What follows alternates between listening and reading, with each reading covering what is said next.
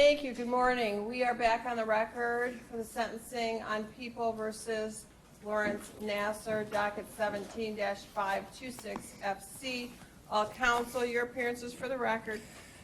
Good morning, Your Honor. Angela Povolitis, P58430, the Michigan Department of Attorney General, on behalf of the people. Good morning, Your Honor. Robin Liddell on behalf of the Michigan Attorney General's Office, P68287. Good morning, Your Honor. Chris Allen, Assistant Attorney General for the People, P75329.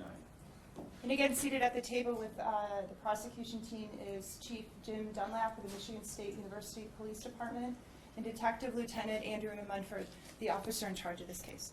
Thank you. And on behalf of defendant. Good morning, Your Honor. Matt Newberg on behalf of Larry Nassar, who's seated to my left. Thank you. Next. Your Honor, as an update for the court, our current number of folks who will be giving victim impact statements, either themselves or read on the behalf by the prosecution team, is 158. Our first speaker this morning has requested to be identified publicly. I will let the court reporter know our list has changed a little bit as far as the order. But the first speaker is Whitney Reesweber.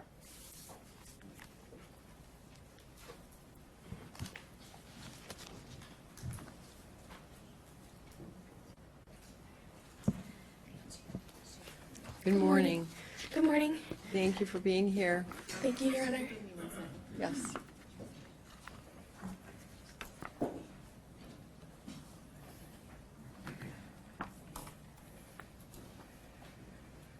I think we're ready now.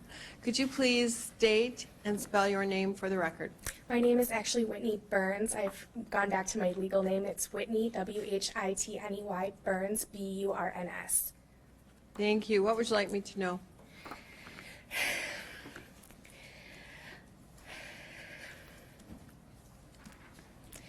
Initially, I had chosen to remain silent.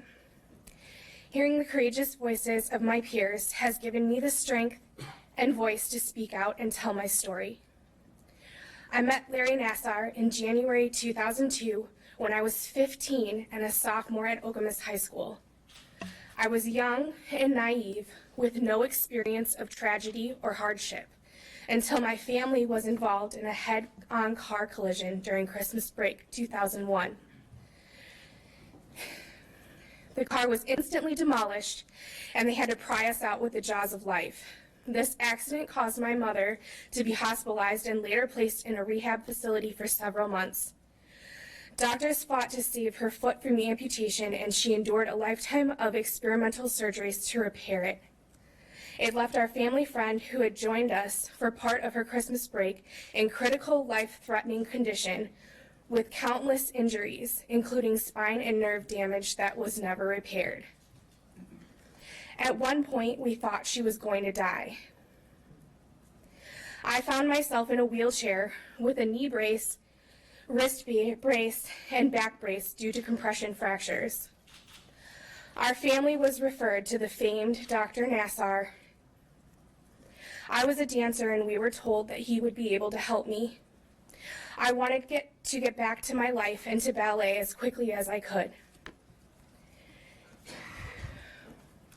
My father, who wasn't involved in the accident, was trying to take care of my needs as well as be present for my mom while she was recovering in Ann Arbor.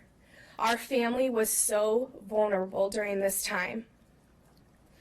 Dr. Nassar was kind to me. He took the time to make me feel important, successful, and cared for at a very difficult time for my family.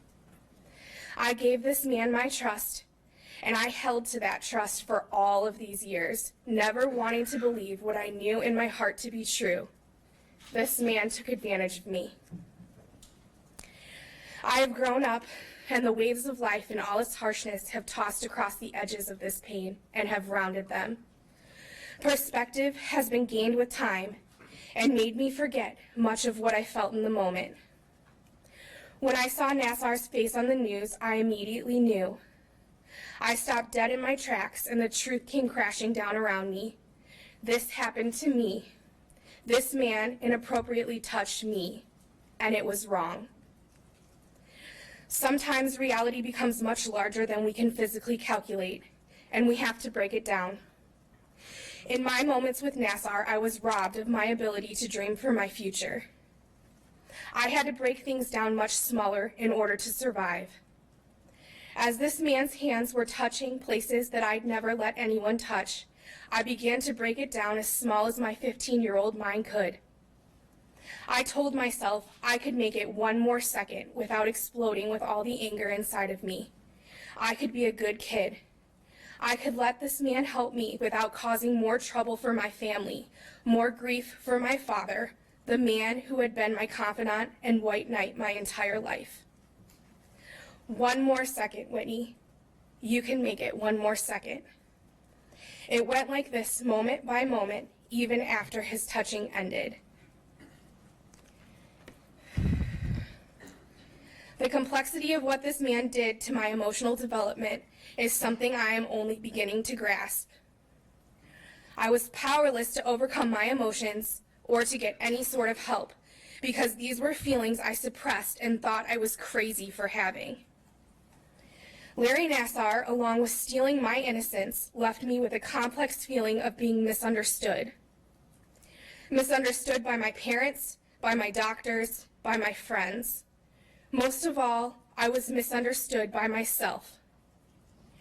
I felt like an alien inside my own body, very alone and so angry. So I broke it down, as small as I could, and life became more manageable. In this process, I stopped thinking of my future. As a sophomore in high school, my dreams were pretty big. I went from dreaming of college, performing, and dancing to simply trying to make it one more moment. I would cry all of the time. I would skip class and hide in the bathroom and sob. I withdrew from friends and family. I spoke with anger in my voice and misguided blame on my lips. I stopped smiling. After years of love for ballet and dancing practically every day, I lost my love for performing along with my dreams. I had been a happy, confident young woman who performed in musicals and dance recitals, participated regularly in church activities and choirs, and I had goals for the future. You stole my light, Larry Nassar, and I am now taking it back.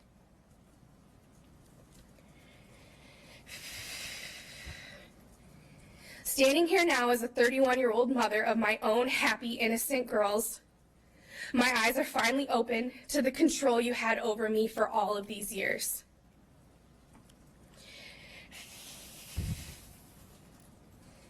To the impact that it had on many of my relationships and how intensely wrong and sick that it was. You not only sexually abused me, but emotionally abused me for 15 years after, in a way I had no knowledge of and thus no control over. I have questioned myself and second-guessed myself. I have cried out for help, and I have made many emotional decisions. I have also done the best that I can. And knowing how I felt inside, I have been proud of that. I'm not proud of that anymore. Now I am proud of my ability to stand face to face with the man who changed my life and move forward to reach my dreams. Nothing ever goes away until it teaches us what we need to know. I believe that it has taken all of these years for this to surface because many people did not want to listen to the lesson that needed to be learned. The power Larry Nassar held was given to him, and we are here to take it away.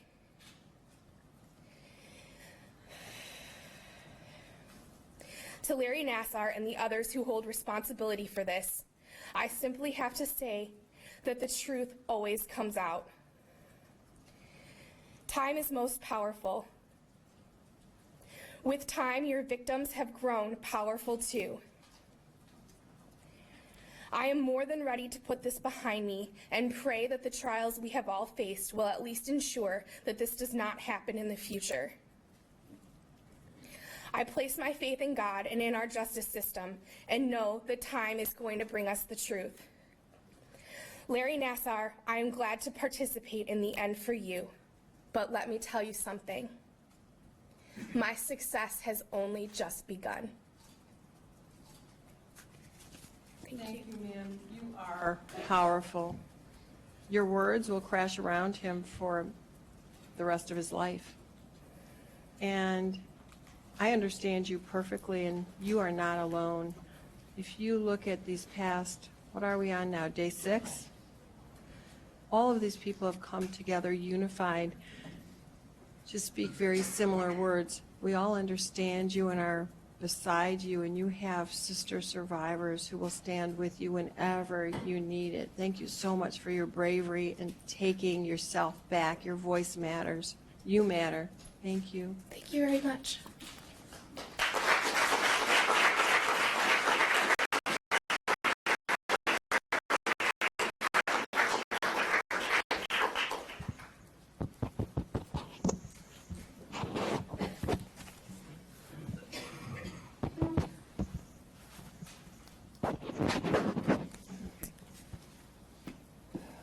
Your Honor, Next. before I introduce the next speaker, I did want to bring something to the court's attention regarding the record in yesterday. I was informed after the close of court that one of the statements that our office read on behalf of the victim had inadvertently identified a victim who had wished to remain anonymous. There was some clear miscommunication with her civil counsel, who had indicated to us that she had changed her mind, as many had, to be publicly identified. Since we broke for court, myself and our communications director and the civil attorney have been working to correct this situation and spoke with this woman, and we thank all of the media outlets who've been so gracious to correct that as well. For the record, it was the victim who we spoke on behalf of immediately following the video yesterday. She should have been referred to as victim 138. She and her attorney have requested me to ask the court if in the official transcript of this proceeding, in lieu of her name, she could be referenced as 138, or in the alternative, if that page could be sealed. I think that page could be sealed. I don't believe that we are allowed to alter. If there is a way to alter and swap the name, we'll do that. Otherwise, that page will be sealed. Okay. And our office can look into that as well and possibly do some research on behalf. We'd be happy to, in addition to that other victim we mentioned yesterday, too. All right. I So, think Ms. Hamlin can join in on that. She knows all the rules on that, so thank you. thank you. That particular victim, victim 138, did ask me a special favor to read a poem on her behalf. I'm asking the court for permission to do that. I know we've already spoken on her behalf, but if I might, it's relatively brief, and I think an important thing she'd like the world to hear. You may. Victim 138 poem. Have you ever lost your mind? Have you ever lost yourself? Have you ever felt there was no way out that you could find? Have you ever been fighting yourself awake from a nightmare that doesn't end? Have you ever been scared to close your eyes at night? Have you ever lost your perfect childhood or a close friend? Have you ever lost trust? Or have you gazed upon your life? The dreams you once had that slowly turned to dust. Have you ever been a child with a secret to tell? Have you ever felt ashamed and embarrassed? Have you ever wanted to end your life so your mind would stop the hell? Have you ever felt like it's easier to hide it all inside? To sit alone and cry at night due to the fear of being brushed aside? Fighting is the answer, even though it won't make it right. Not only fighting for yourself, but for those little ones you tuck in at night. Yes, it's hard to tell my childhood story, or at least the parts I wish I could undo. But this is the real me. I'm not just a victim. I'm me because of you. Because of you, I'm anxious. Because of you, I'm sad. Because of you, I'm up all night thinking how you were my second dad. Because of you, I'm ashamed that it took me so long to realize Because of you, I've hidden and locked all my emotions inside. Because of you, I write this while I should be asleep, but my mind cannot stop thinking of the thing you did to me. From the time I was 8 through 33 years old, you were in my life. A doctor, a friend, a second father, a person I confided in to make everything all right. I think now about your treatments and it makes me sick. It's like reliving my life and seeing everything in slow motion, and suddenly everything clicks. Sometimes I feel worse for you than me. At first I didn't want to come forward, but I see mother's tears, speak to my Father in heaven, and look down at my daughter, and I know I'm also doing this for my family. I'm not doing this for you. I'm not doing this for me. I'm doing this to bring awareness and for the entire world to see. My scars will remain with me as I remember the things I went through. But my reason behind me coming forward is so my baby doesn't have to grow up being subjected to people like you. As I sit here in tears, my words are gone, my mind consumed with anxiety. What you took from me and so many others was our youth and innocent years. I hope and pray daily that myself and the hundreds of survivors find a way to heal. But I am also thankful that justice will be served, but there will not be another childhood for you to steal. That is survivor victim number 138. Thank you. Would you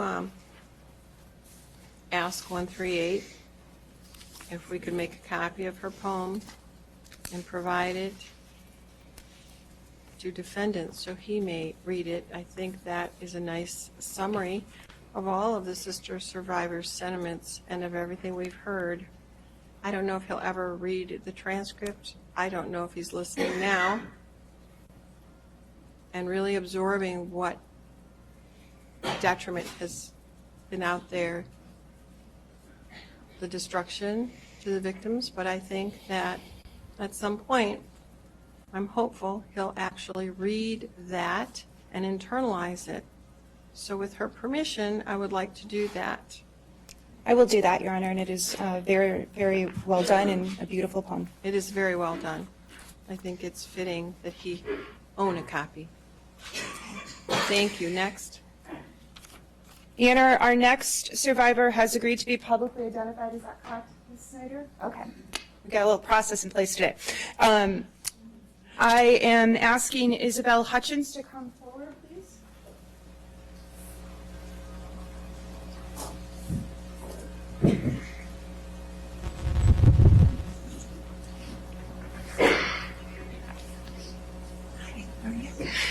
Who's here with you? Okay, all right. Your Honor, this is Isabel Hutchins. Accompanying her to the podium today are her sister and her boyfriend, and her photograph is displayed on the screen. Thank you. Before you state and spell your name exactly, put that microphone up. Thank you.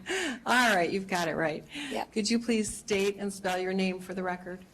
Isabel Hutchins, ISABELLHUTCHINS. Thank you. What would you like me to know?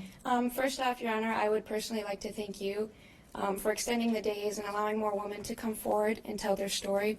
Otherwise, I would not be here today. I would also like to say that I may not be a college gymnast or even still competing, but I was a level 10 gymnast for 5 years. I qualified to nationals 4 times, and I got multiple full-ride scholarship offers. Wait a minute. We're not racing. You're not competing now. We're not against the clock. You have as much time as you need. I just need you to slow down. Can you do Okay. that? I know Yes, you're a I little can. nervous. Thank Just you. pretend you're just talking to me and nobody else is in the room. That's all that's here. All Is right. you and me, okay? Yes. Thank you. And I also verbally committed to the University of Arizona. It took me a long time to find the courage to come here and speak about my experience. I couldn't even accept the fact that it happened to me, and I was in denial for a long time. There have been so many women who have already told their story, and I felt like just another number. What else could I say that hasn't already been said? I didn't feel anyone would think my story was as important, and I wasn't sure if anyone would listen to me.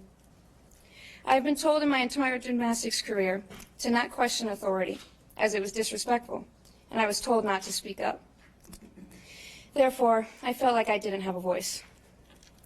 These are all insecurities that I face day to day because of the abuse I received in my past. But I've learned that I am not another number, and that I am a part of our army of survivors, and there is strength in numbers. Everyone's story is important, everyone's story is different, and I do have a voice. I wanted everyone else out there to know that they too have one. I wanted to come share my story because of the younger girls who may have looked up to me in the gym, or other girls who are still afraid. I wanted to do this for my little sister. I wanted to try and give them strength and confidence like my close friend Lindsay Lemke did for me. I wanted to do this for my future daughter, and so that one day this never happens to a little girl again. I started practicing at Twistars when I was 10 years old, and that's when I met Larry Nassar. During that time, we became very close, to the point where I called him a good friend. I told him everything. I told him about my struggles that I had in practice. I told him about the stuff that John had did that day. And sometimes I told him how I wasn't sure I wanted to be in gymnastics anymore. He would give his advice, and he would try and help me with my struggles, and that established a trust and a friendship in him. When his basement flooded, my mother, sister, and I went over to his house for hours to help him carry stuff upstairs and outside. We even brought home hundreds of pictures that he had taken from the Olympics and other meets to our house and laid them all out to dry. He had given me multiple gifts from past Olympics that he had gone to. I actually found a box a couple of days ago that he mailed to my house. It was full of stuff from the 1996 Olympics when the mascot was the Izzy. There was figurines, and there were playing cards and socks, and there were Izzy Band-Aids for Izzy Boo-Boos because of all the injuries that I had had. He even wrote me a letter, and he said, "Dear Izzy, I am so proud of you having such an awesome season this year. Did you know that the 1996 Olympic mascot was Izzy? Well, enjoy. And of course, I had a pair of Izzy socks from the 2000 Aussie Olympics. Love you, girl, Larry."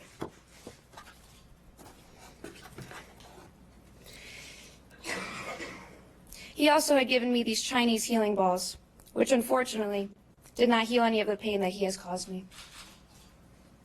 My first injury was an avulsion fracture of my hamstring, so the muscle pulled off a part of my bone.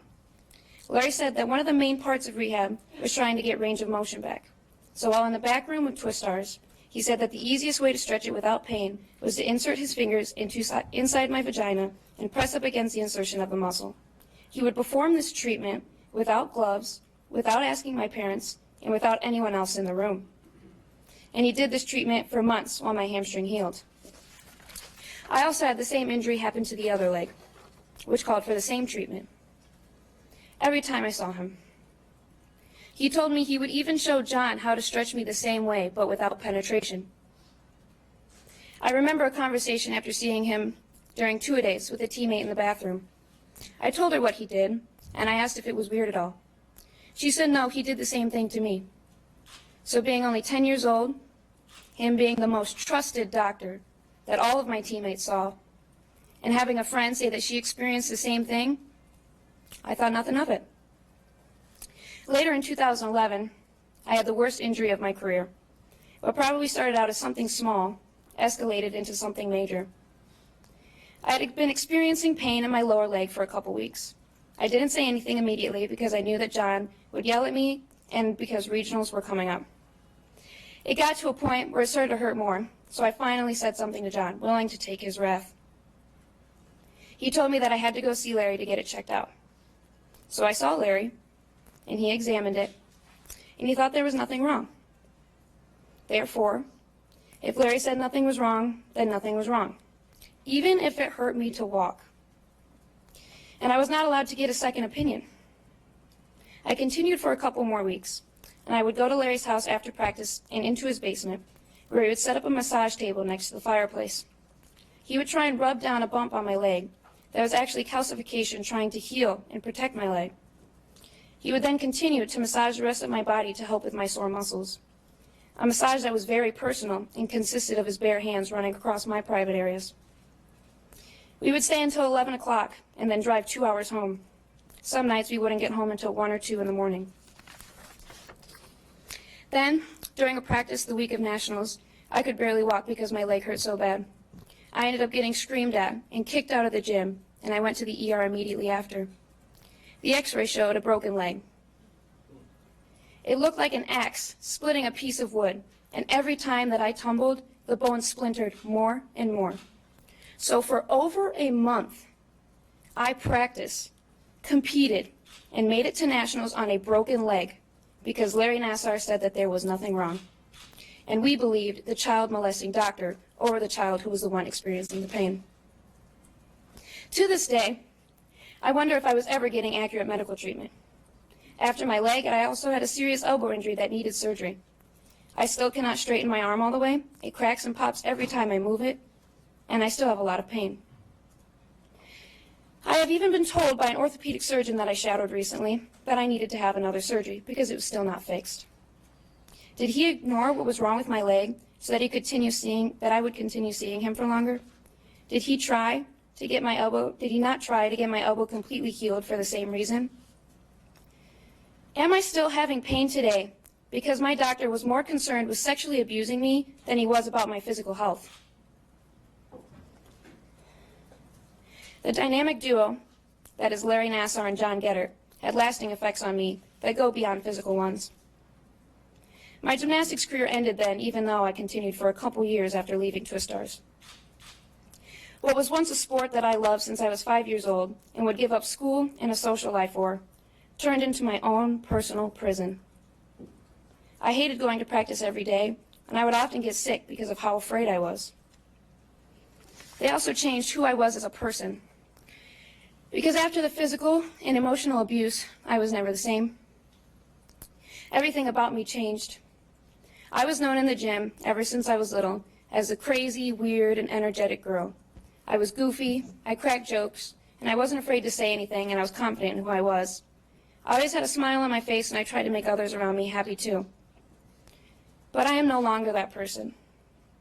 Instead, I am a girl who's afraid to talk to anyone, afraid to speak in front of a group of people, terrified to be here now.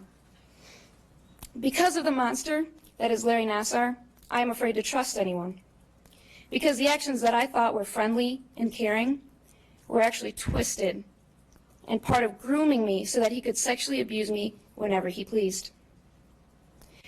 I can't believe if people genuinely care about me or if they are using me. I am uncomfortable in my own body. I am not confident in anything I do, and I'm always in a state of constant anxiety. I feel guilty and ashamed of myself because I was so oblivious to what was happening to me. I have sleepless nights, especially recently, because images of him and his treatments caused me to wake in a panic. My time at Twistars was the worst time of my life. It was the darkest time of my life. I was depressed, and it got to the point where I would physically harm myself because the physical pain was easier to deal with than the emotional pain that I was feeling.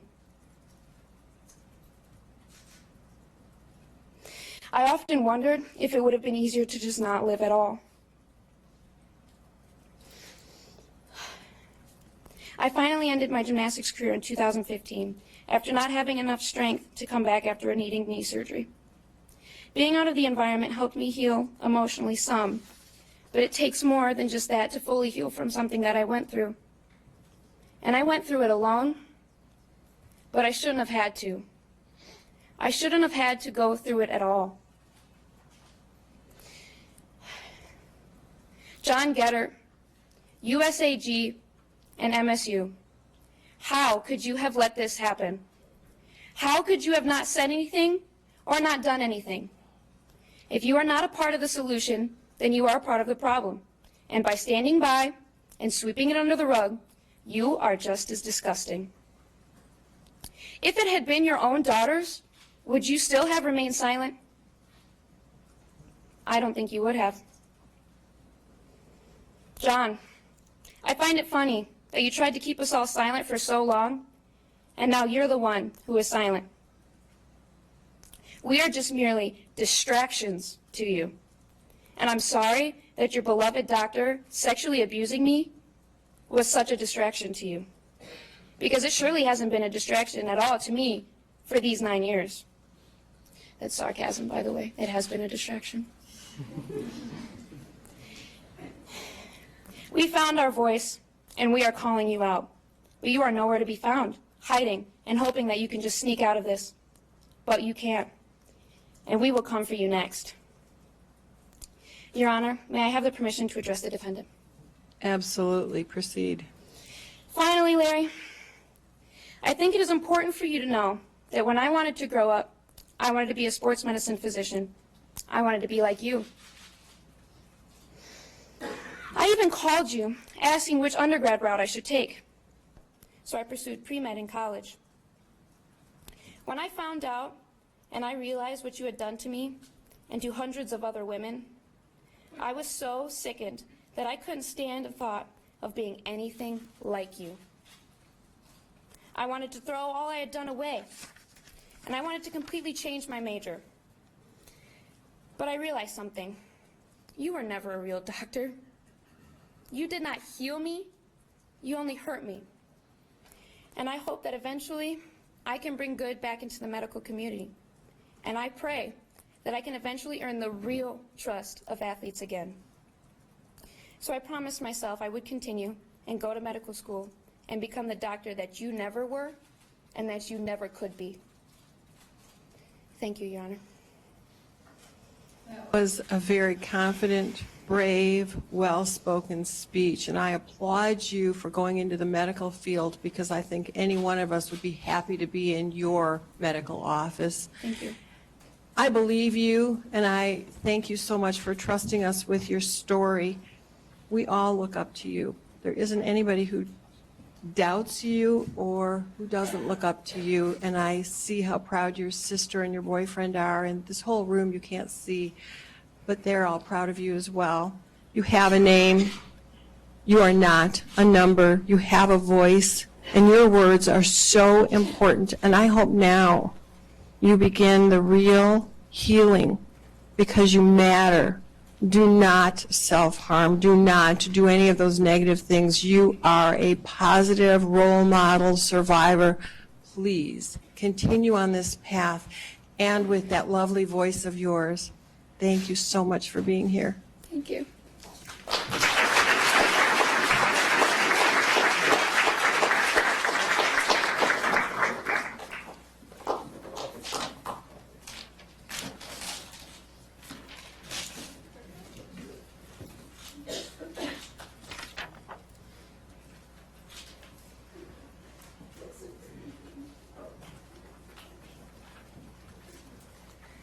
Your Honor, the next survivor you will hear from that has submitted a statement, and we will be reading it on her behalf. Is that correct, Ms. Sandra? And she has agreed to be publicly identified. Is that correct? Okay. I have a slide for her. They are in the courtroom as well. Okay, but did not want to come up? Correct. Okay, that's fine.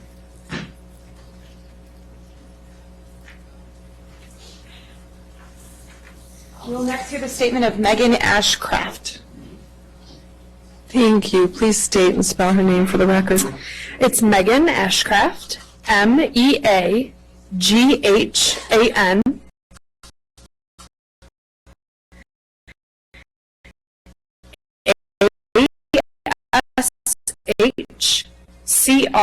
ASHCRAFT. Thank you. You may proceed. Thank you, Your Honor, for letting me share my story. My name is Megan Ashcraft. I was a gymnast for 14 years. I met inmate Nassar when I was just 10 years old. All the coaches recommended him, saying he was the best doctor for gymnastic-related injuries. They said he had helped so many other gymnasts with similar injuries.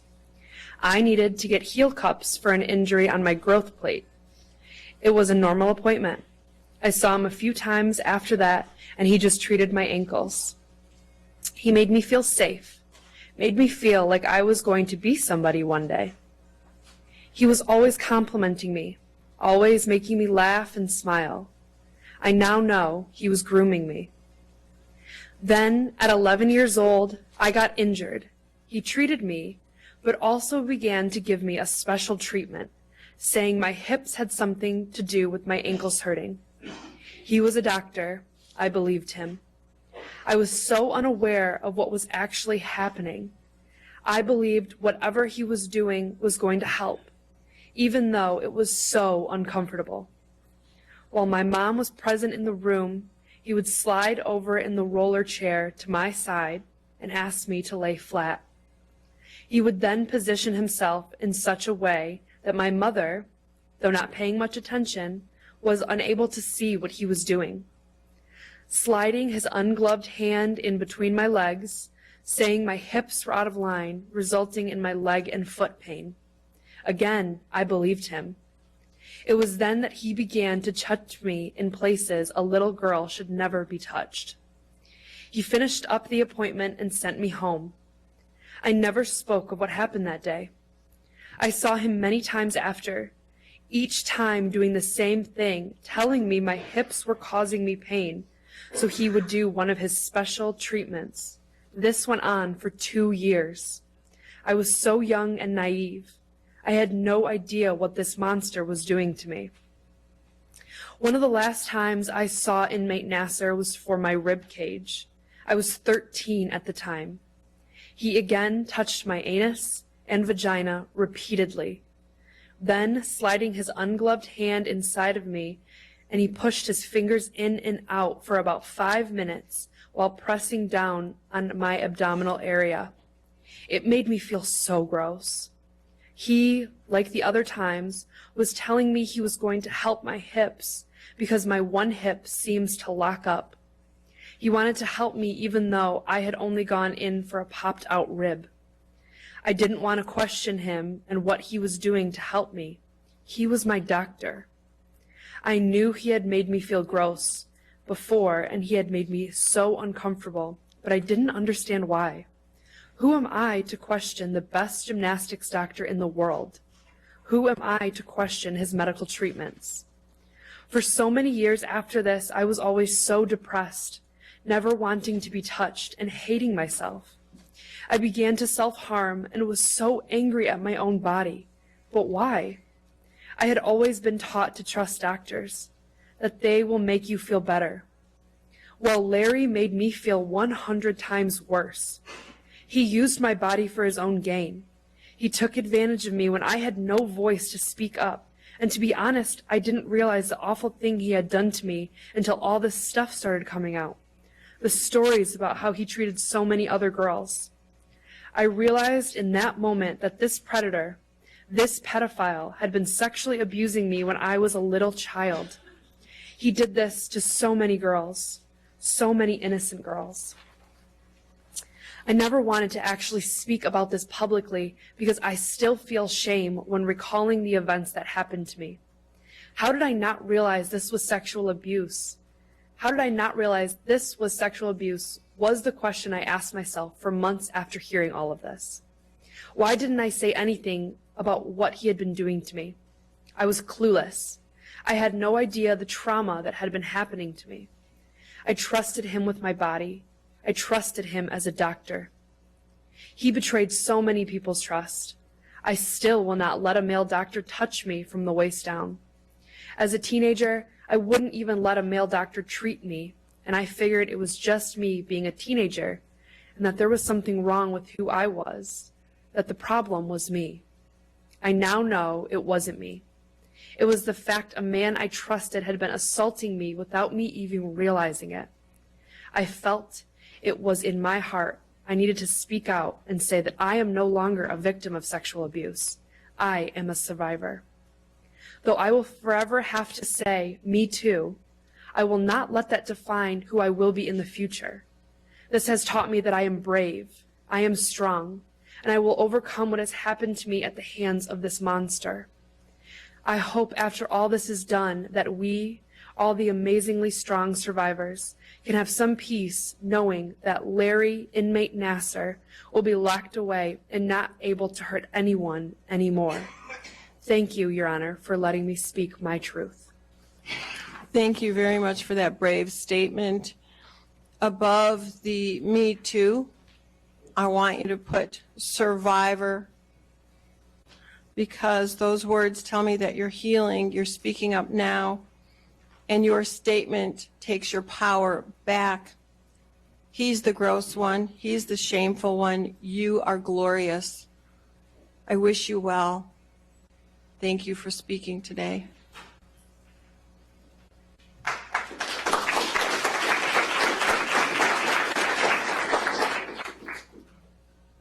Your Honor, the next survivor you will hear from is a minor, and she is present in court today with her best friend and her best friend's mother, who you will recognize, as they have both previously been before the court.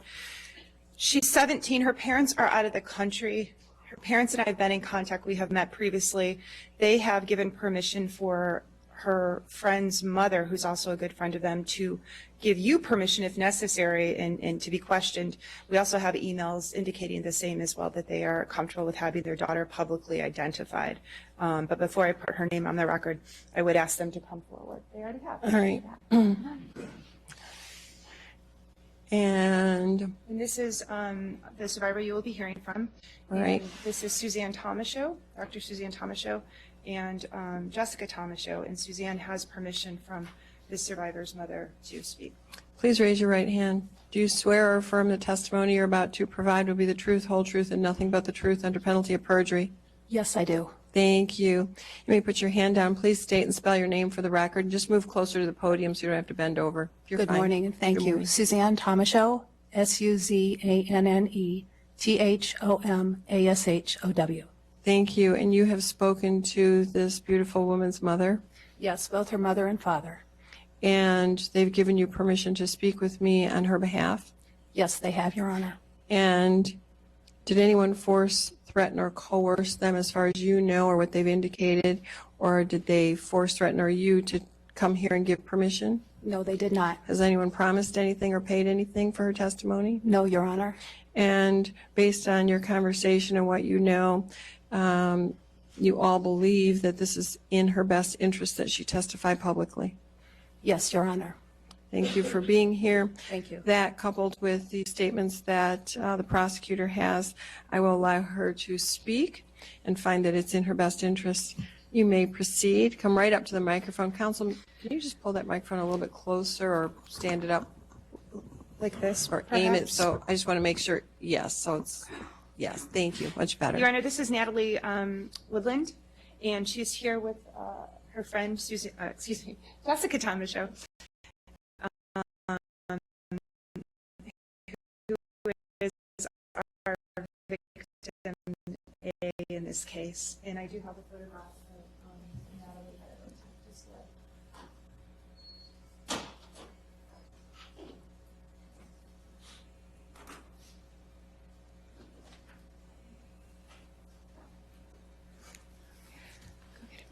Thank you. You want to come right up next to her? Thank you. Please state and spell your name for the record, and thank you so much for being here. Thank you. Natalie Woodland, NATALIEWOODLAND. And you are 17? 16, actually. You're 16, okay. You have an upcoming birthday? In May. Okay, so you're almost 17. Yeah. Okay, but you wish to proceed? Yes. Okay, you may. Thank you. Thank you. I like to think of myself as an optimist. I always try to strive to see the good in people. So when these Nassar allegations headlined, I didn't want to believe that they were true. And more than that, I didn't let myself believe that it had actually happened to me. However, as I read the stories of other victims, I realized that mine is no different. Specifically, Allie Raisman's testimony detailed the same exact abuses that I was too afraid to talk to anybody about. I'm a victim of sexual abuse. That is not something that is easy to admit. And I've tried for so long to deny it, push it back to the back of my head, and forget about it. However, it is seemingly impossible for me to do that. How can you just move on from something as horrible as what happened to me and so many others? I was violated by Mr. Nassar hundreds of times between the ages of 10 and 14. The amount of physical, mental, and emotional trauma this man has forced upon me is immeasurable. What he did to me and so many others is disgusting. He took advantage of not only me as a little girl, but of my parents, friends, and many, many others just like me. I trusted him to take care of me. My parents trusted him, and he used me as a toy for his own pleasure. Larry Nassar destroyed my childhood innocence and shattered any positive experiences I had had in the gymnastics world. You ruined the way that I see the world, broke my trust, instilled a fear in me when I'm around men, and crushed any excitement I had for future relationships. Not only will he have to live with what he did to me, but I will also have to live with those facts. This is a burden that no one should have to carry, but way too many of us do. And to those people and organizations who let Mr. Nassar get away with these disgusting acts for so long, shame on you. People came to you crying out for help, and you did nothing but turn them away, threaten them, and make them feel worse about their situation than they already did, if that's even possible. This could have been prevented. You could have saved hundreds of young girls from sexual abuse and all the baggage that accompanies it. You could have saved me, but you didn't. I was treated by Nassar at MSU, and this was after the 2014 investigation. These appointments were no different than the previous ones. No new protocols were followed, and I was abused again. People need to realize that we are real humans with real rights, feelings, and emotions, and we are all affected by these despicable acts. We are important. However, the organizations opted to protect their reputation and money over our lives and well-being. You know, just 48 hours ago, I was adamant that I was not going to share here today. I've been wrestling with denying and trying to stifle everything that had happened to me for the past year, and I've decided that it's impossible to keep it to myself anymore. This past week has been the hardest of my entire life, but listening to so many other strong women speak out has inspired me to do the same. While spending much time in prayer and reflection this week, my God has showed me that I am strong, and I am beautiful, and I am bold, and that no one, especially not you, can take that away from me. I may seem like a lamb on the outside, but I'm a lion on the inside. And while standing up here, I'm finally realizing that I'm not alone, and that my story is important, and that I have a right to be heard. And I refuse to be held in bondage by what this man has done to me. Thank you. Ma'am, you just cut the bondage of that secret, and that's so important to your healing. You are bold. You are a strong survivor of sexual abuse. You are not a victim. You are a survivor. You are incredible. I hope your words lift you as much as what I've seen, because when you came up to the podium, you were a little hunched over, and now I just see you rise. And you're rising with your sister survivors. I'm so proud that you came forward, especially at your tender age. I know, because I was once a 16-year-old girl, and I thought I was such a big adult. And I know that many teenagers feel that way. I think that's really a prevalent feeling amongst teenagers. You have said adult words, and I'm sorry that you had to go through what you did at your tender age. But you are incredible, and you have such a healthy, happy, lifelong journey ahead of you, and you've taken your power back. You are amazing, especially at 16, to stand here in front of all these people, in front of the court, and talk like that. Keep talking. Stay happy. I love the smile. Congratulations, ma'am. Thank you so much.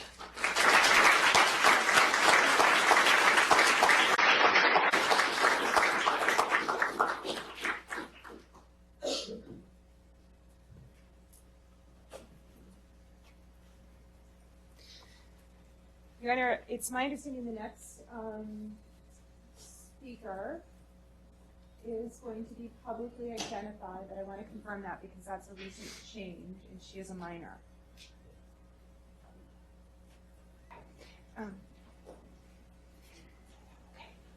Your Honor, this young woman is 15 years old. She's accompanied by her parents, who are here in the courtroom.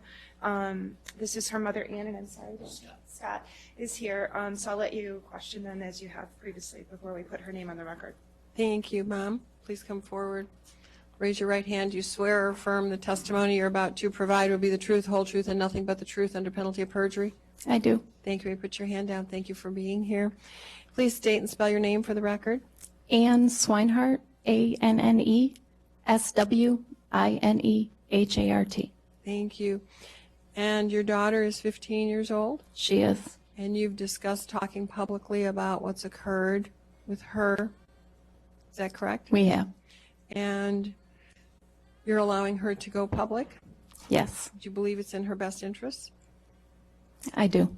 All right, and she's nodded behind you. I think she also feels that way. Is that correct?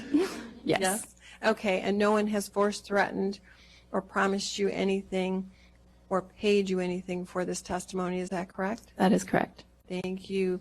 I will allow her to testify, finding it's in her best interest. Thank you for being here. All right, so I need you to first state and spell your name for the record, and I see you have a statement there. Read it like I'm a little child and you're telling me a bedtime story, okay? Slow. All right. Jillian Swinehart, JILLIAN SWINEHART. Thank you. What would you like me to know? Your Honor, thank you for allowing me to speak today. The bravery of all the women coming forward has made me also want to tell my story. I started gymnastics when I was 3 years old. I've had injuries on and off regularly since the age of 8, seeing Larry Nassar as my doctor, right up until the end of 2016 when he couldn't anymore. I was sexually abused by him hundreds of times without gloves or my consent. These actions took place at either his house or Michigan State, wearing either shorts or a leotard. He found an injury that no other doctor found, and the injury lasted longer than planned. I wonder if there is even something seriously wrong, or if he did it for himself and found something that didn't exist. Your Honor, may I address the defendant? You may. Dear Larry, it is hard for me to believe that someone who did so much good for me did it for all of the wrong reasons. You supported me, gave me gifts, and were there to help with my injuries whenever, pushing your own family aside. I thought you were doing it for me.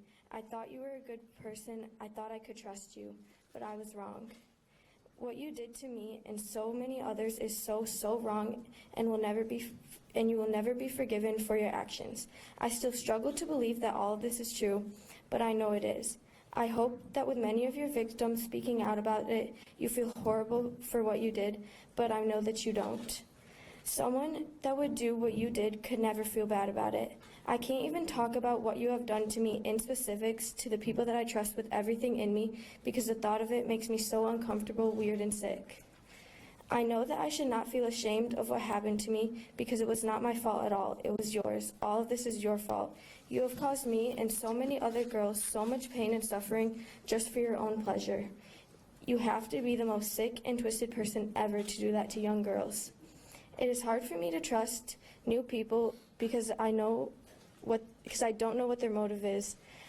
I shake going into the doctor's office because you have made me lose all trust for doctors.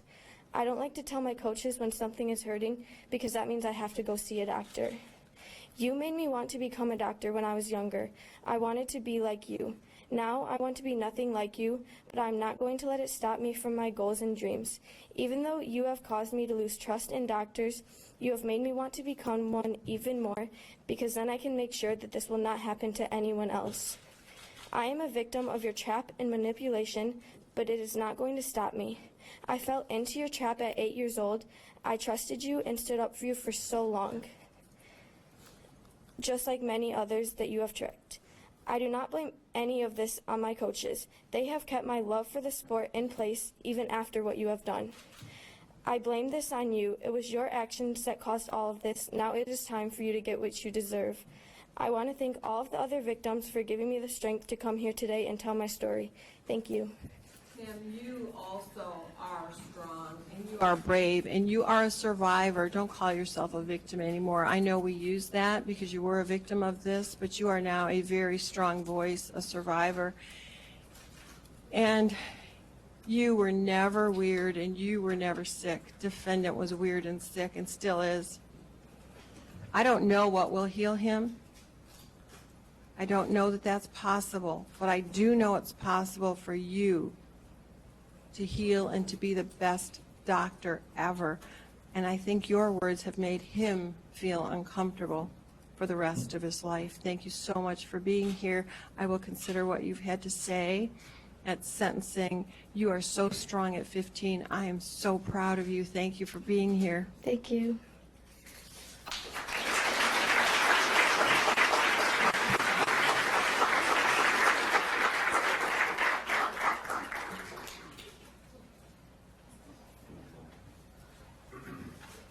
I think Ms. Swinehart would like to address the court briefly. Okay. Thank you, Your Honor. Originally, Jillian was not going to come forward, so I had written a statement. I'll keep it brief. Take your time.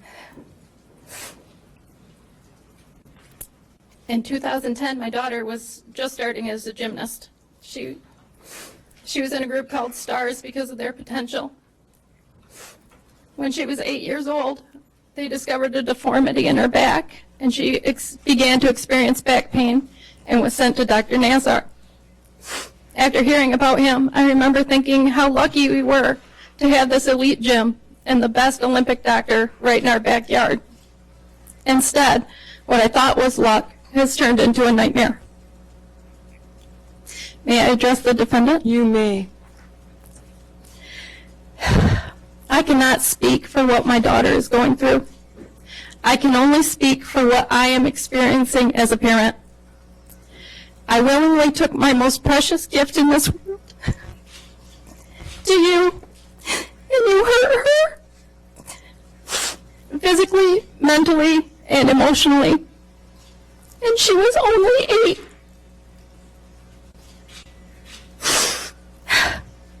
I will never get rid of the guilt that I have about this experience. I know that it is not my fault. It is the fault of Dr. Nassar. It is the fault of every institution that listened but did not act.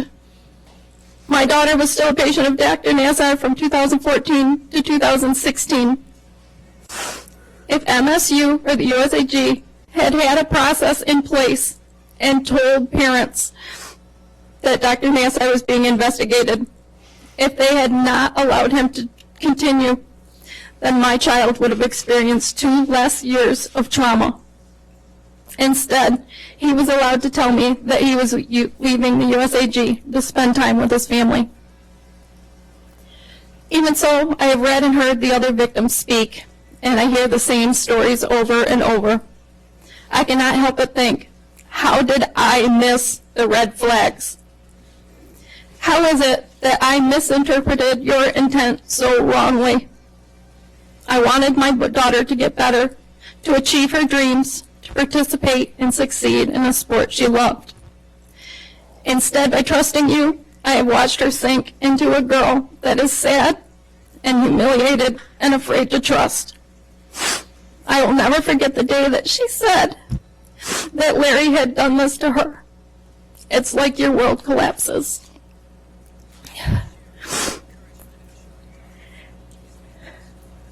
But even then, I tried to justify it. I tried to believe that there was some medical necessity for this treatment. The alternative was just too horrific.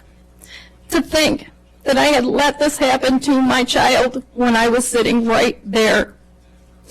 I tried to rationalize it in a medical way. I even said to her that muscles are located in that area, and then with the problem being in her pubis, that it was possible. And she said, Mom, maybe for when my pelvis was hurt, but not for my quad and not for my leg. Finding out that this started even further back.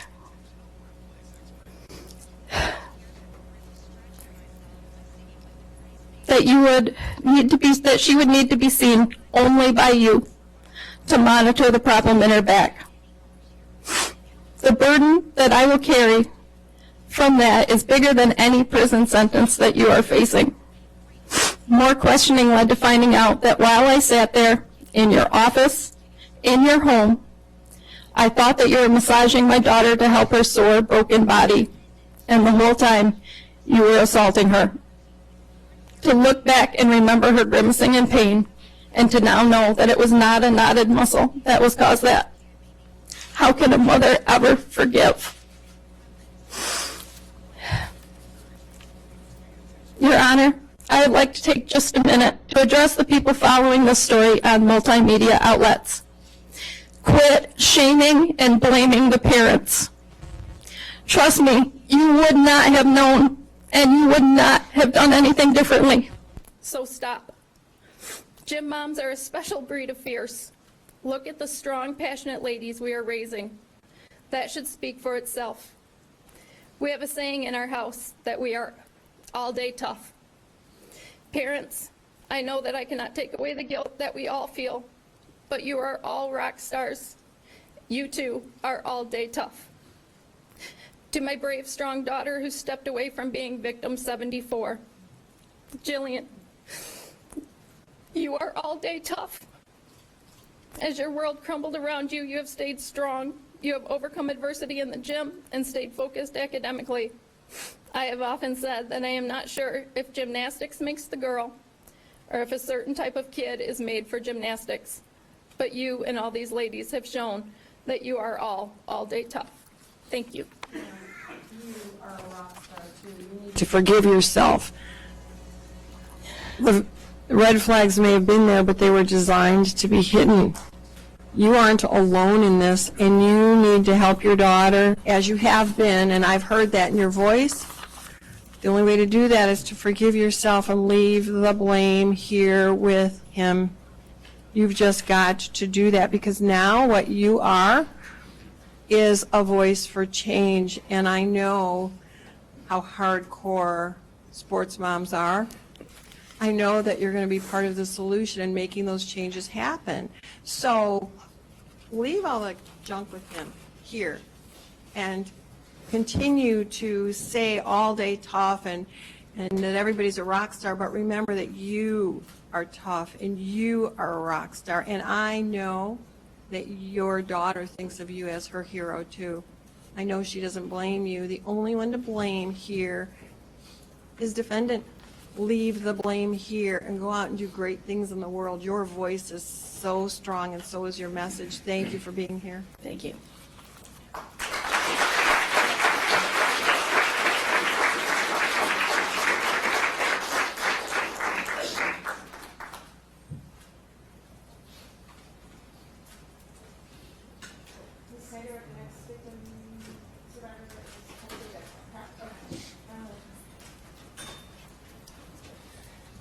Your Honor, you were next here from Allison Chavette. I hope I'm pronouncing that correctly. My mother and my father. Okay. Okay. Your Honor, this is Allison Chavette, and she is accompanied to the podium by her fiance and her mother and father. Thank you. You may all come closer to her if she needs you. You'll be right there. Nice loud voice. Please tell me your name and then spell it. And thank you for being here. My name is Allison Chavette, ALISONCHAUVETTE.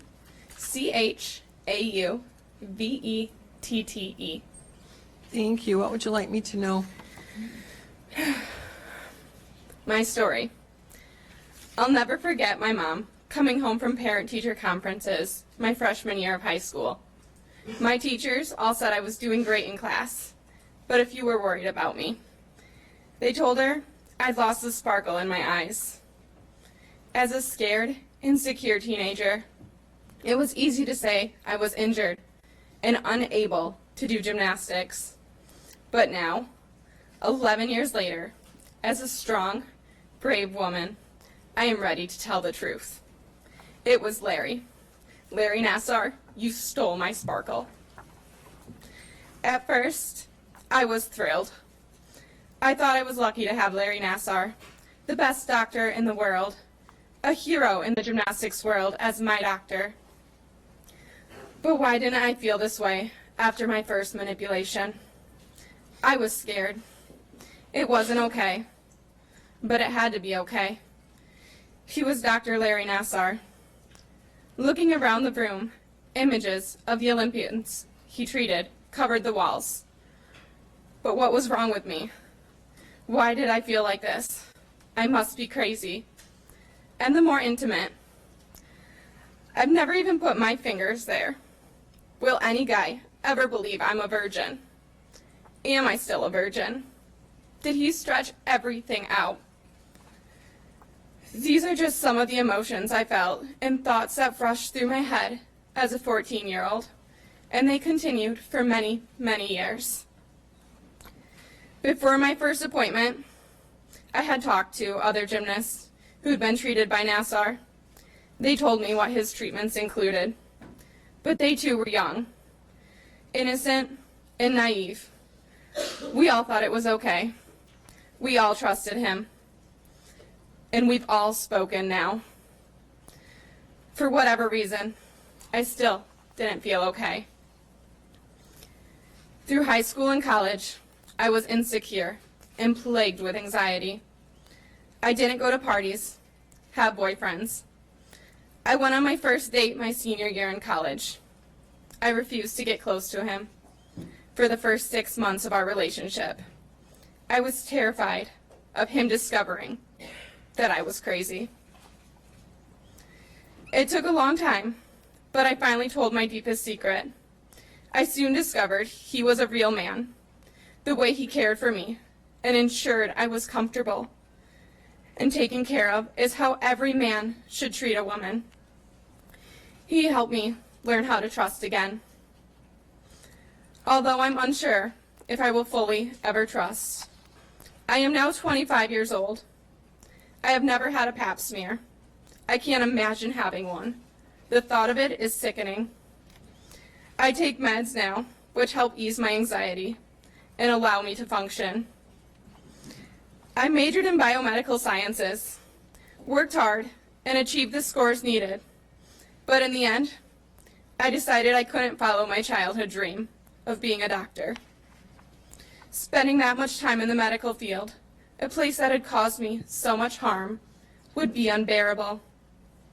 Even attending my yearly physical causes stress.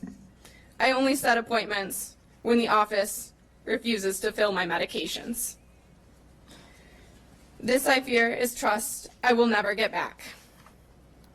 Nassar, a man who I once called doctor, referred to this technique, the one where he stood between my mother and I, slid his fingers into my vagina, feeling around, applying pressures to different areas, his other hand massaging my back or hamstring, all while asking if it felt better here or here.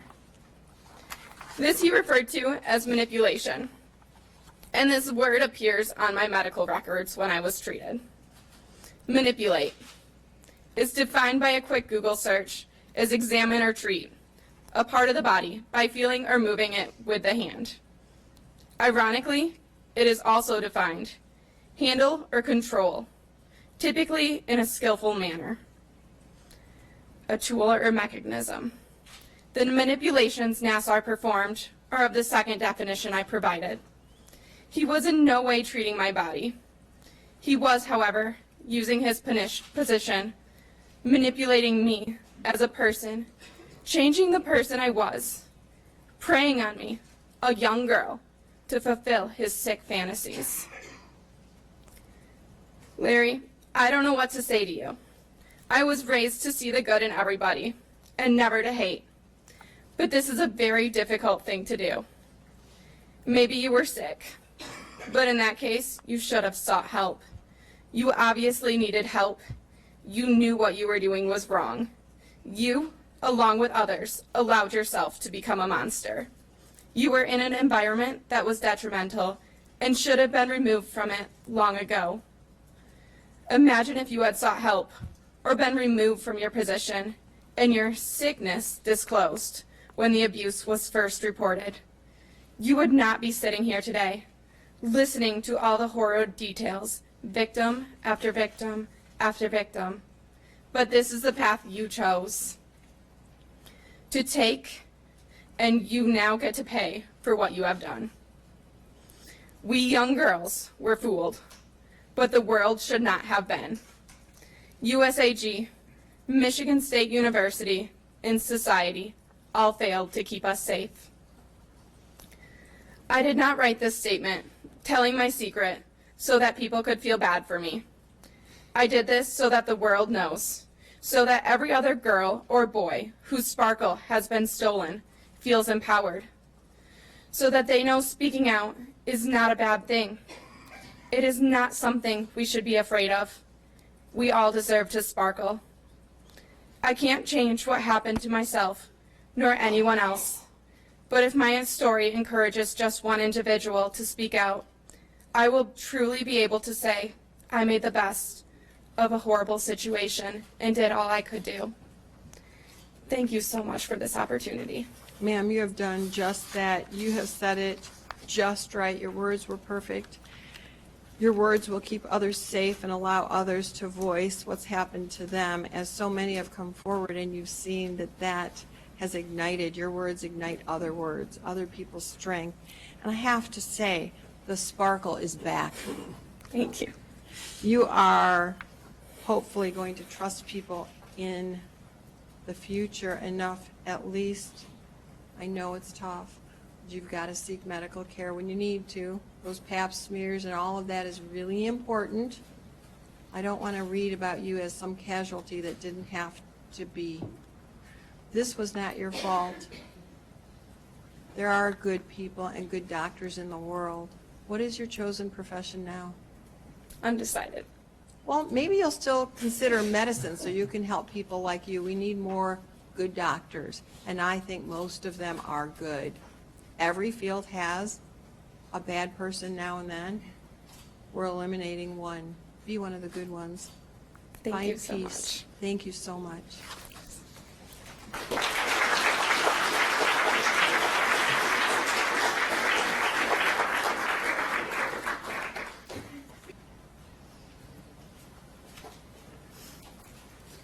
Your Honor, the next survivor you will hear from has decided to be publicly identified as well. This is Anna Dayton, and for the court reporter, it's number 142. And she's accompanied by her mother and father. Thank you. Parents, do you want to come up closer to her in case she needs you? Thank you for being here. Please state and spell your name for the record, and then you may proceed. Anna Dayton, Annadayton. All right, you don't have to lean into the microphone. We can always turn it up. You'll get uncomfortable really quickly, okay? Just stand tall as you are and speak. Thank Your you. Honor, thank you for your patience and guidance through this process. We are all processing this as best we can, and you allowing each of us to stand strong, to speak the truth, and to put the shame, the guilt, and confusion behind us has only made us more resilient. Now, may I address the defendant? You may. Larry, on September 16th, 2016, I sent you a message of support. This message went against everything I now stand for and believe in, but at the time was my way of justifying your abuse and not having to say the words, "me too." But not anymore. For 10 years, you seem to have all the answers to my problems. My optimistic and naive self only saw you as perfect. You wanted to know my whole story, not just the injury I came in with. You were a healer, both mentally and physically. When I look at you now, I still see this person. However, the difference is I've learned that identifying the manipulation strategies of an abuser is harder than I thought. They're different than in the movies. They don't wear masks or lurk around every corner. In fact, they can stand directly in front of you, hiding behind jeans, a t-shirt, and glasses just like you. Throughout my years in the sport, I faced more injuries than most people double my age, yet I had one glimpse of hope. You, Larry. You were supposed to be the good guy, but instead you used your power, your authority to take advantage of me, take away my trust, and to strip me of my innocence. Your manipulation left me unable to sleep some nights, fearing that if I closed my eyes I would relive the instances and blame myself for not having enough instincts to know something was wrong. Now, however, I have found the courage and realized that I am not a victim. No one here is a victim. We are all survivors. In January 2017, my senior year, I decided that my years in the sport needed to come to an end. People asked me if he was the reason. At first, I denied it. It wasn't him, it was my injuries. But now I hold that pain and anger inside of me when realizing the reality. I did quit because of you. It was because of your treatment, along with the other many twisted normalcies of the sport, that made me lose my love and passion for it. I went to a doctor I thought I could trust to get me back on the floor, yet your treatment and referrals only led me to a darker path. I often blame the surgeons and not you for my extra surgeries, but now I question all of it. Yes, there are multiple reasons to rationalize the fact that I ended up with repeat surgeries in both my knee and wrist, but none can hide the fact that at a critical point in my gymnastics career, you referred me to a surgeon that you later admitted you had concerns about. Remember when you said you had a feeling about my surgery? Well, now I understand. I stand here today to tell you that you cannot take anything else away from me or from my fellow survivors. I think back to a conversation I had with my brother going into my freshman year of high school. I told him I couldn't wait to leave my hometown. I questioned why I needed a school or community like it to succeed. Now, however, more than ever, I realize that a strong community is an integral part of anyone's survival. I joined this community of strong women, and ironically, you have motivated us to be stronger and better than you ever could be. Now to all of us survivors, there's a song I've listened to every day since the passing of my grandpa. It embodies our true journey, our resilience, and our power. Part of it reads, "Hold on, though we may be too young to know this ride we're on. Depth over distance is all I ask of you. I may be foolish to fall as I do, but there's still strength in the blindness you feel. Just let it go sometimes, let it go, let it go." I will continue to listen to this song not as a reminder of you, Larry, but as a reminder of how strong I have become because of you. Although I was young and felt foolish to fall for your abusive powers, I also find strength in this community of women. It is the depth of our struggle, the depth of our pain, but also the depth of our strength. The distance between us is irrelevant. We have come to end your abuse, and in fact we have. Remember when you said you hold no animosity against us? Well, you don't have that choice. I have that choice to hold no animosity against you, and I choose to embody this through my strength. I'm here to tell you that I am on the path of overcoming your manipulation and regaining my trust.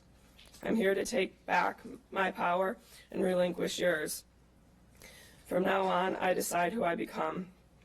I will write the ending to my life story, free from this darkness that you've created.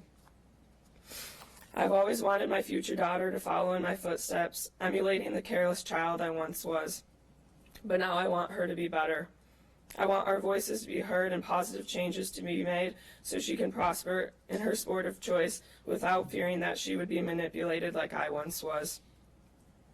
Larry, it is so very sad to see how you have wasted your life and your knowledge, which could have brought light upon so many others. I continue to pray for your family and for the many other victims. Thank you again, Your Honor. This past week has made me realize that I'm not alone. I know you will consider each individual story, and I trust you will do everything it will take to protect future athletes and innocent children from this abuse. Thank you so much for your words. I have heard you. You choose well. You're very smart. You are amazing. You are powerful. And it won't, because of your words and the words of your sister survivors, it won't be as difficult to recognize an abuser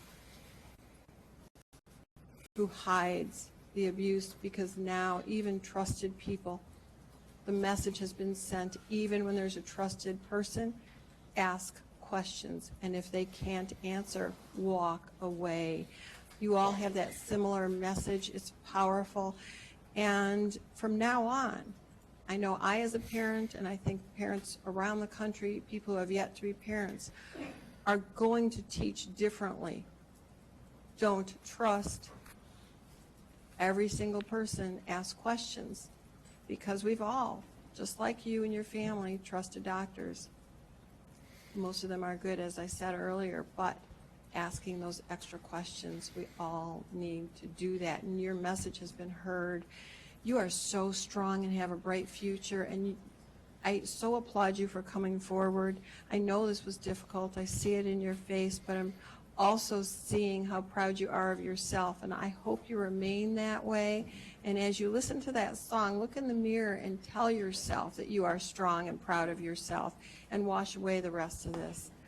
Thank you for being here. Thank you.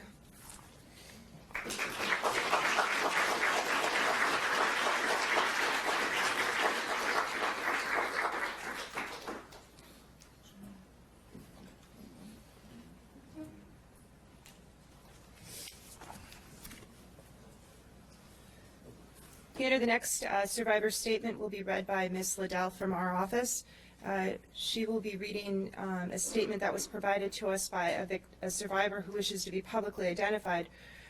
It's number 131 on your list, and this is the statement of Olivia Venuto. Thank you.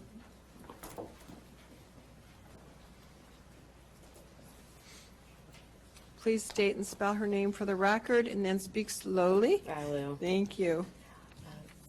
Victim's name is Olivia Venuto, spelled Olivia. Last name is Venuto. Thank you. You may proceed. August 9th, 2006 was the first day I met Larry Nassar. I was 12 years old. I was referred to his office at the Michigan State University Sports Medicine Clinic for back pain. That day, Larry performed a procedure on me. A procedure he told me would feel a little uncomfortable, but was completely fine, and that I would feel better after. I came to know that any appointment with Larry meant that he would be performing his procedure, no matter what the injury. My last appointment was just a few years ago, April 13th, 2013. He abused me for 7 years, many times with my mom or dad in the room. Larry was someone we trusted and someone who was supposed to be taking pain away, when, in fact, he was causing more pain than I ever thought I would feel. I was a dancer and in the ballet community in Lansing. Larry was who you went to see for any pain or injury. He used this position of power and his reputation to manipulate and abuse countless children with no regard for his actions. When news first broke, I felt like I had been hit by a bus. Feelings of shame and anger and sadness all came rushing in, as I had to find out that for those 7 years, what he was doing to me was abuse. My parents didn't believe it at first. They had grown so close to Larry over the years that they emailed him in September 2016 asking if he was okay. His response on September 18th, 2 days before he was fired by MSU, was, "It's amazing how the media has crucified me, and now others want to join the bandwagon of saying I touched them wrong too," and asked my parents to please pray for him. Larry was still so desperate to place blame on others. Even now, as I watch him listening to the statements, he sits hunched over, hiding his face. Larry Nassar is a coward. But he can no longer hide behind his job or title or reputation. I have not been able to see male doctors. I spend many nights wide awake trying to stop the memories from coming back. I am reminded every day of what happened to me, what happened to many, many others. I felt, and I still feel, betrayed by my alma mater, Michigan State University. MSU has failed time and time again. Their response was to create a fund for counseling and mental health services. While this is a small step in the right direction, I was made aware of these resources in a mass email rather than a personal phone call. When I asked the university for more information, their response was, "Call this hotline, find a therapist, send us your receipts." Never an apology. After everything we've been through, the university continues to let us down. This past week has been the most difficult part of this entire process. Hearing each statement made it tangible to me. Seeing the other women for who they are, not as number of victims, but strong survivors coming forward to tell their stories. I know that we will overcome this. As we have seen by these statements, these women have become incredibly strong and powerful and will use their voices to stand up for others who are not able to tell their stories. Judge Aquilina, I ask that you give the defendant the maximum sentence. Thank you.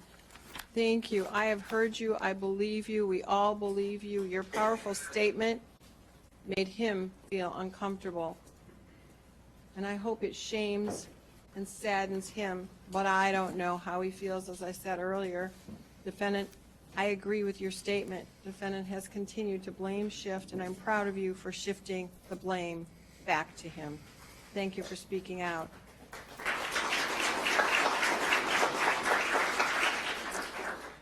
Your Honor, the next statement will be read into the record or on the behalf of the survivor. It'll be read by Ms. Snyder. This survivor, uncomfortable, and sometimes painful. I was so desperate to get answers and be without pain that I buried my questions and concerns. Dr. Nassar won the trust of my mother, who attended every appointment with me and myself by showing us kindness and concern. I know now that this was all a manipulative tactic to create trust in order to perpetuate abuse. It has been more than 10 years since I stopped seeing Dr. Nassar, and though I am now married and in my 30s with 3 kids and a wonderful life, I still struggle with the ramifications of his actions. Because of his abuse and power, I question the medical care I received for years. I struggle to think that he stole precious years of my life and athletic career, not to mention hundreds of dollars in unnecessary medical treatments that he cost my parents. I mourn the person I was before experiencing his abuse, someone who could trust more freely.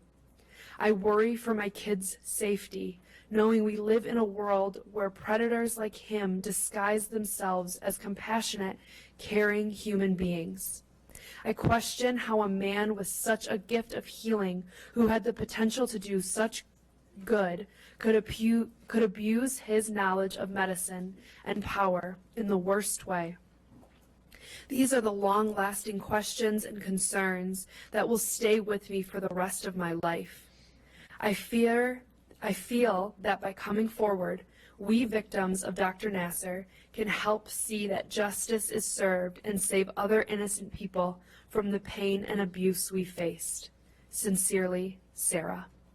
Sarah, I've heard what you have to say, and I don't want you to mourn the person you were. I want you to honor the strong person you are now. You're a stronger version of yourself, and your voice helps stop the abuse of so many and gives strength to others, and I'm hoping that she hears my words and the words of all her sister survivors and can go forward stronger.